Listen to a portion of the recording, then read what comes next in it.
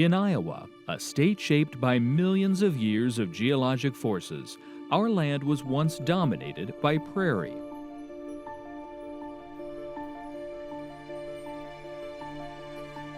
The modern land use of corn and soybeans is a recent addition to a region known more than 100 years ago for its own sea of grass. On our western border rests some of Iowa's most hilly topography, in a stretch known as the Loess Hills, a unique landform located in Iowa and around the globe in China.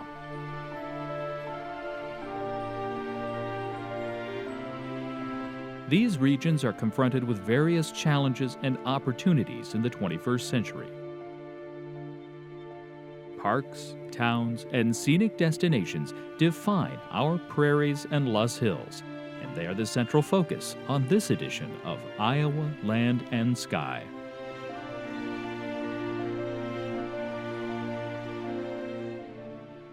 Funding for Iowa Land and Sky provided by the Gilchrist Foundation, founded by Jocelyn Gilchrist, furthering the philanthropic interests of the Gilchrist family in wildlife and conservation, the arts and public broadcasting, and disaster relief. The Resource Enhancement and Protection Conservation Education Program. To fully capture the topography of the Loess Hills on the western rim of Iowa, the best vantage point may be from above, as Iowa Public Television takes you on a tour from the southwest corner of our state to the northwest edge of the Loess soil, and eventually back to the prairies of central Iowa.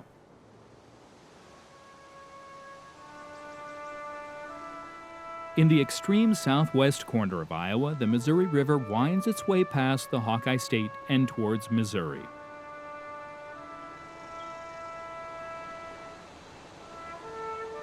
Only a few miles from the river's banks juts the unique topography of the Loess Hills. 20,000 years ago, river sediment dried in the valley, and westerly winds deposited the silt into these signature hills, now covered with trees.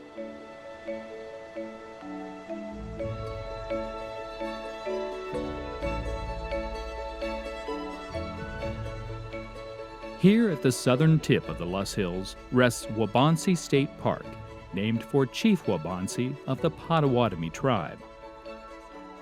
Nearly 2,000 acres stretch out along ridgelines, terraces, and a sprawling view of fall color.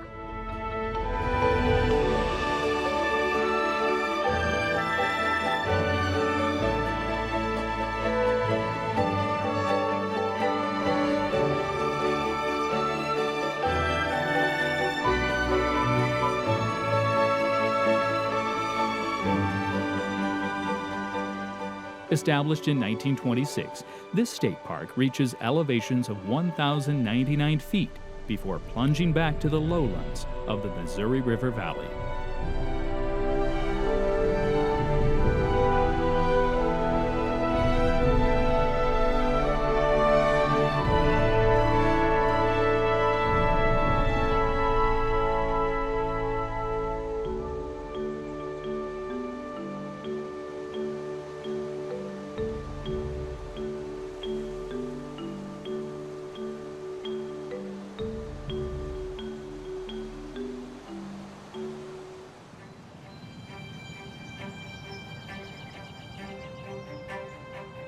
Further south, nestled amidst another stretch of Loess soil, sits the city of Council Bluffs, a community resting amidst hills, claiming historical significance from a retired Civil War general and a monumental connection to America's railroads.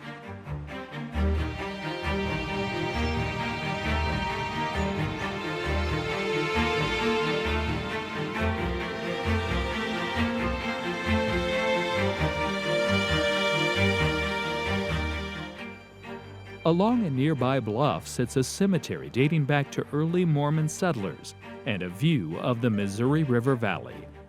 In 1859, President Abraham Lincoln visited this bluff alongside local resident and future Civil War general Grenville Dodge.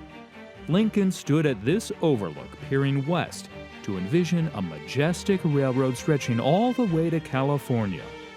Only 4 years later, Council Bluffs was designated the eastern terminus of the Transcontinental Railroad. A stone obelisk has rested here for more than 100 years, signifying one western Iowa city's brush with presidential history.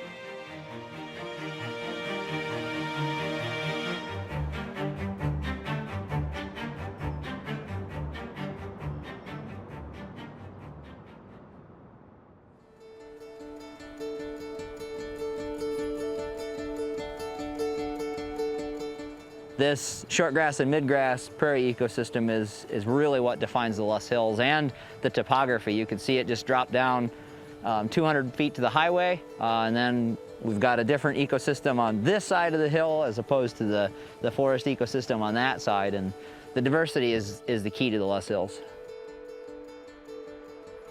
Rising above the Missouri River Valley in western Iowa, a series of rolling hills slope high over neighboring farm fields.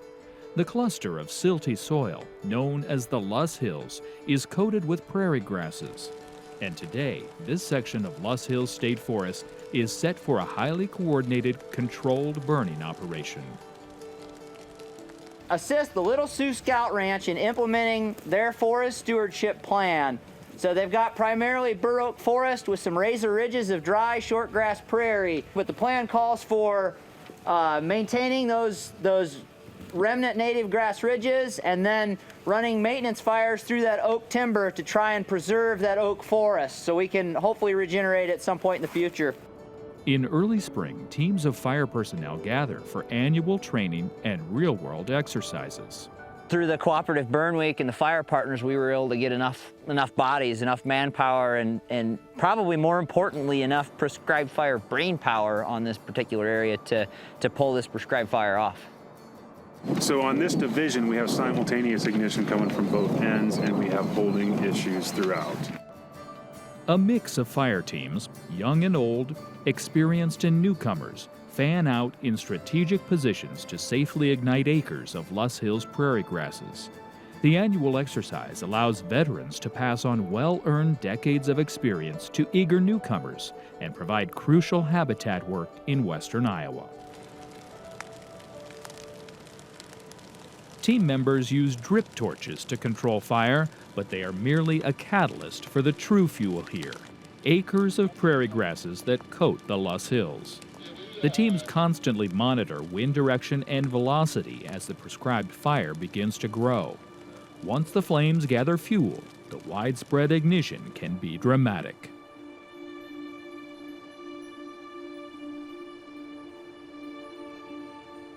On some hillsides, the heat begins to create its own wind upslope, driving smoke and flames towards peaks. Our IPTV drones bring a unique angle as the heat drives through dry prairie grasses and into the air hundreds of feet above.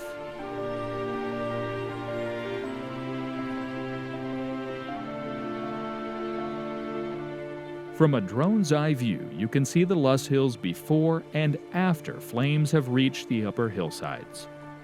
From the brown grasses of early March to the post-burn blackness only hours later. And then months later, with the regrowth exploding into a green, lush prairie atop the Loess Hills.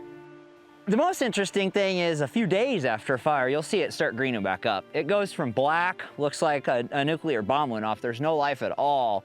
A couple months after the fire, your prairie grasses, depends on the season, the warm season or cool season plants, really start to come racing back.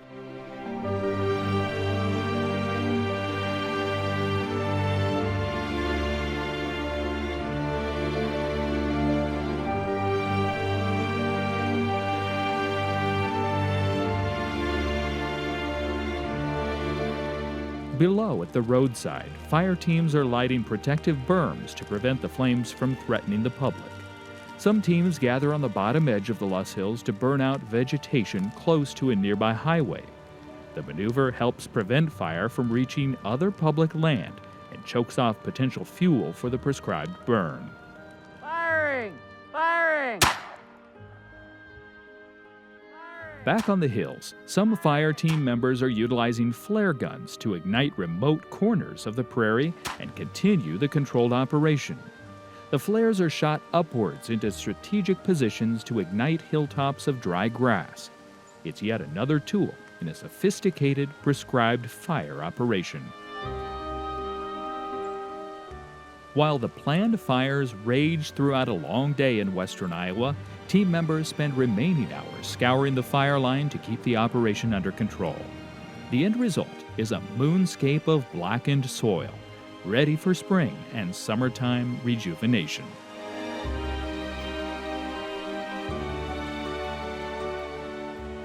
Our vegetation all came back. One of the things that you can look for is when you look down, there's no leaf litter. There's nothing on the soil surface. Almost all of it was consumed. The current thought process is that the duff layer, which we have none of right here because we consumed that with a prescribed fire, the duff layer actually causes the plants to produce shade leaves. And then when they get broken through that, there's full sunlight, and it takes the plant a while to respond. So that opening that ground up, warming that ground up sooner, exposing it to full sunlight does have a significant impact on the rate of growth of the grass. So any cedar tree that's over 4 or 5 feet tall and we can't kill with the prescribed fire, cedars are susceptible, we're going to have to cut those down with a chainsaw. When we get them to torch when they're big like that, that's a tree that we don't have to cut down. The reason why we cut them down is because they produce shade.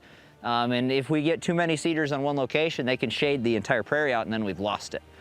So eliminating some of those cedars or most of those cedars is important to maintaining this prairie ecosystem. The planned burns are just a small step in the long ecologic history of the Loess Hills. After the last ice age, massive glaciers retreated from the Missouri River, leaving behind sediment along the valley. Exposed to heat and westerly winds, finely grained silt slowly piled into hillsides along what we now know as the Loess Hills. The loose soil was highly susceptible to erosion and moisture as the hills parted into signature peaks and valleys. Later, prairie grasses took root and helped to stabilize the Loess Hills for thousands of years. The habitat is a crucial ecosystem seeking a range of benefits from controlled burns.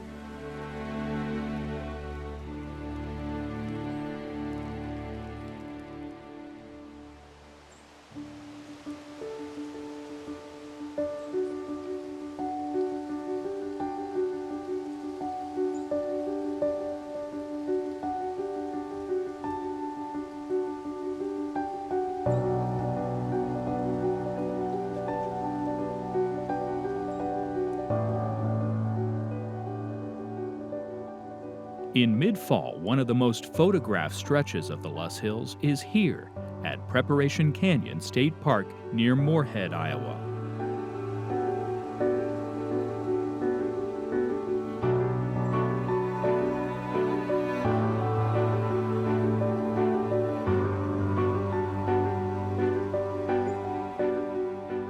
Named for a former Mormon settlement community dubbed Preparation by its followers, who deem their existence here as merely preparation for the world to come.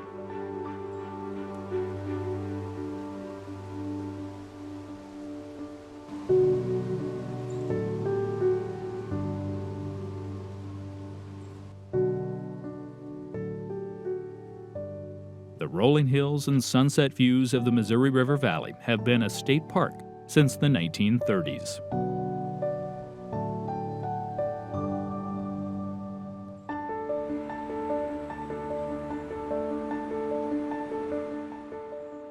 Along the northern section of the Missouri River's path in Iowa rests the largest city in our state's northwest, Sioux City.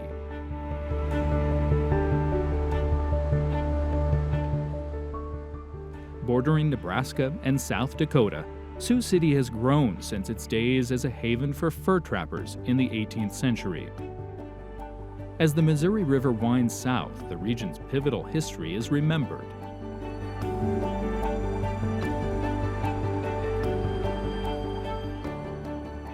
Atop a nearby bluff sits the Sergeant Floyd Monument. More than 200 years ago, the Lewis and Clark expedition passed this western Iowa bluff where Sergeant Charles Floyd perished. He was the only member of the famed expedition to die on the journey west. A permanent monument was built 100 years later, in 1901. And 100 years since its construction, the moniker still stands over the Missouri River Valley.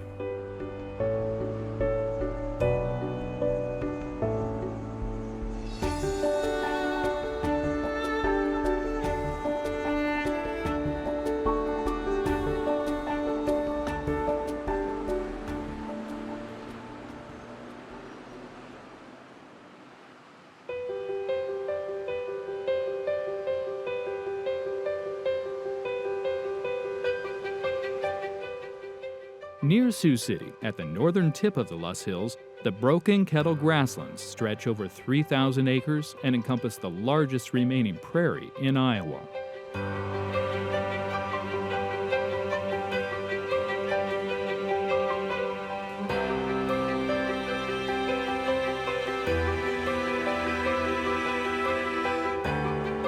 Steep and rugged ridges roll on for miles and are home to the largest land mammal in North America, the American bison.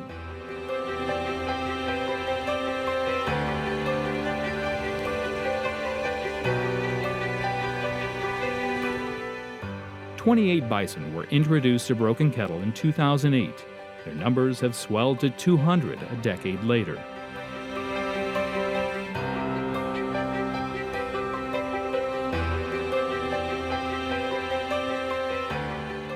This wandering herd reminding Iowans what the open prairie may have resembled just centuries ago.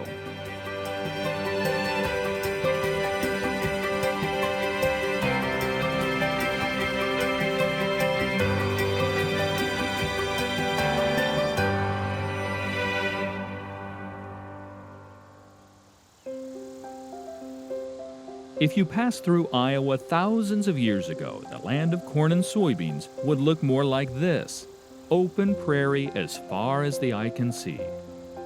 An ecosystem of apparent simplicity from hundreds of feet above, but fly closer to the land below and you discover a vibrant environment.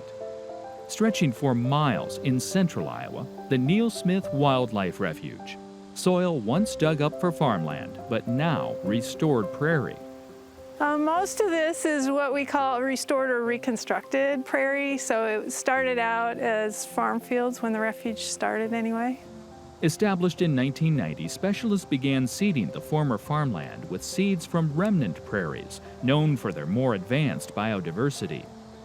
So the area that our seed comes from is 39 counties in Iowa, so it's a pretty big area that we have seed from. So we hope that preserves some of the genetic diversity. There's more to a prairie though than the plants. So there's insects and other animals, there's in the soil, there's bacteria. Meticulously restored prairies may contain up to 100 different species of grasses and flora, but that pales in comparison to well-maintained remnant tracts that can contain nearly 400 different species.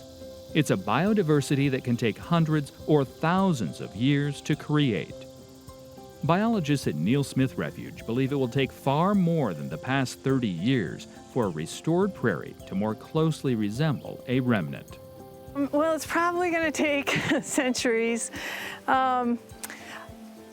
It changes over time, and it'll just keep changing through time. We're not sure if it's ever going to be like a remnant prairie. The vast majority of Iowa's soil is tilled and planted with corn and soybeans. To find true remnant prairies, you may have to look for unusual circumstances, like Rochester Cemetery in eastern Iowa. The plot of hilly land dates back to early settlers who removed the tract of land from farming and have left the headstones to lay amidst a still intact stretch of remnant prairie. The remnants that are left a lot of them are places that were not farmed for some reasons. The prairie plants have deep roots. They help hold the soil and prevent erosion from happening, and that helps keep the waterways clean. So there's just a variety of benefits we get from prairie. Remnant prairies once covered 75 to 80% of Iowa's landscape. Now, less than 0.1% of that original prairie remains, largely scattered throughout small pockets like this throughout the state. While Rochester Cemetery is only a few acres, it helps researchers picture what Iowa prairies looked like for thousands of years and how today's farmers benefit from soil built up with a massive network of prairie roots and carbon. Just the root systems of prairie plants go really deep into the soil, so it was able to take carbon from the air and other nutrients and put them down into the ground, and then through centuries of those plants dying and decomposing, they just helped build the soil and kept it in place. Really, we wouldn't have this farmland in Iowa if prairie hadn't built the soil that we use.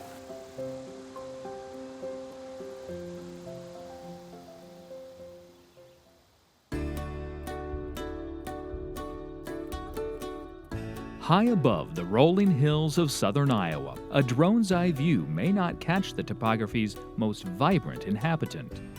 Interrupting a sea of farmland is the Kellerton grasslands, prairie known for reintroducing a once common species to the landscape.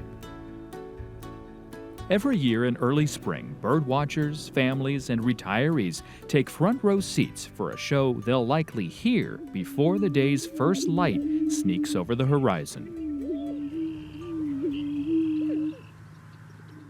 This is sunrise at the Kellerton grasslands, home to a growing number of prairie chickens, a native bird some Iowans may have heard of, but have rarely witnessed with their own eyes. The chattering of the feet, the displaying of the tail.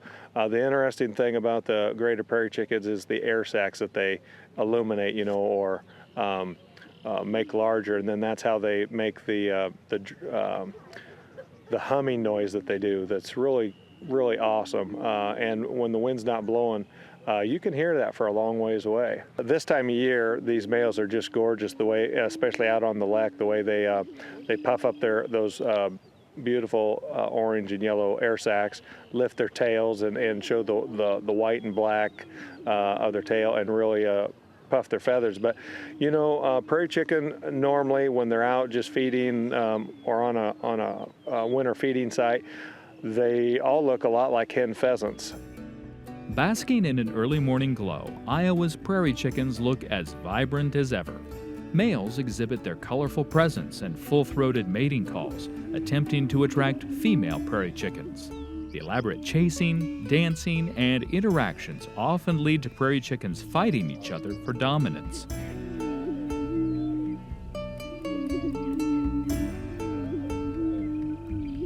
The annual spectacle is common in this stretch of southern Iowa now, but our state's tiny population is only a fraction of what it was 1 century ago.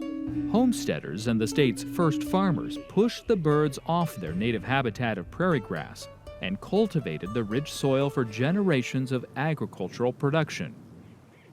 By the 1980s, prairie chickens had largely disappeared from Iowa's countryside. The state's modern population rebound has not been easy. DNR wildlife specialists have spent decades cultivating dozens of the once native species. We essentially extirpated them from the state of Iowa to where there's probably no native species here. We actually translocated these birds out of Kansas back in the 90s, and this is where we put them in several counties, but this is the only place they really took hold. The economic impact of visitors has been apparent in past DNR surveys. More than 85% of the visitors were non-locals traveling over 15 miles, and 80% came to the region for one reason: to witness Iowa's prairie chickens. Kellerton springtime stars have a following, and that attention could bring more conservation dollars for an initiative looking to expand. DNR officials envision southern Iowa could one day become a bird-watching destination on par with other notable Midwestern sites. And it all begins with an Iowa prairie reclaimed to resemble a bygone era.